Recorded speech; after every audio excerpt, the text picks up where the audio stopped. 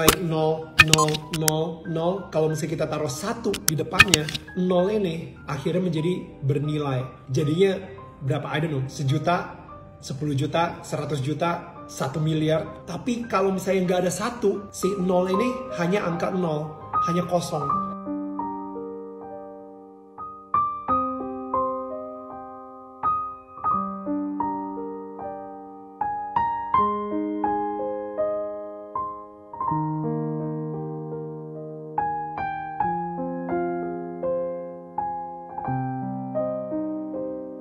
Coba deh pikirin apa di hidup kita yang mungkin bisa memberikan kita kebahagiaan tapi sifatnya hanya sementara, dan itu kita kasih nilai 0. Oke? Misalnya jabatan di sebuah kerjaan itu kayaknya sifatnya sementara banget sih, karena ya kalau misalnya kerjanya nggak ada atau ada pemecatan atau misalnya ada kita keluar dari kerjaan tersebut, ya sementara, jadi kita kasih 0. Kalau misalnya gue mendapatkan pasangan di dalam hidup gue akan bahagia. Padahal pasangan atau orang, apapun itu juga, siapapun itu juga gitu ya, itu sifatnya sementara banget karena dia nggak akan hidup selamanya.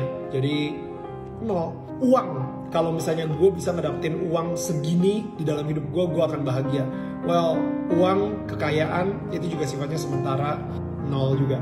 Ketenaran, kalau misalnya gue udah mendapatkan followers segini di sosial media, like seperti ini, gue mendapatkan ketenaran di sosial media atau apapun itu ya, dimanapun itu ketenaran. Tapi yang namanya ketenaran tuh hari ini lo mungkin diingat, minggu depan udah orang lain gitu yang lebih heboh gitu misalnya. Jadi sangat sementara banget, 0.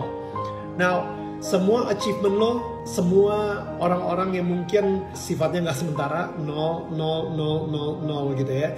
Dan itu nggak bisa memberikan lo kebahagiaan yang kekal. Tapi kalau misalnya kita mencari kebahagiaan ke yang sifatnya kekal, yaitu Tuhan, kita kasih angka 1. Now, here's the crazy thing. Tadi nilai-nilai 0, 0, 0, 0, kalau misalnya kita taruh 1 di depannya, 0 ini akhirnya menjadi bernilai.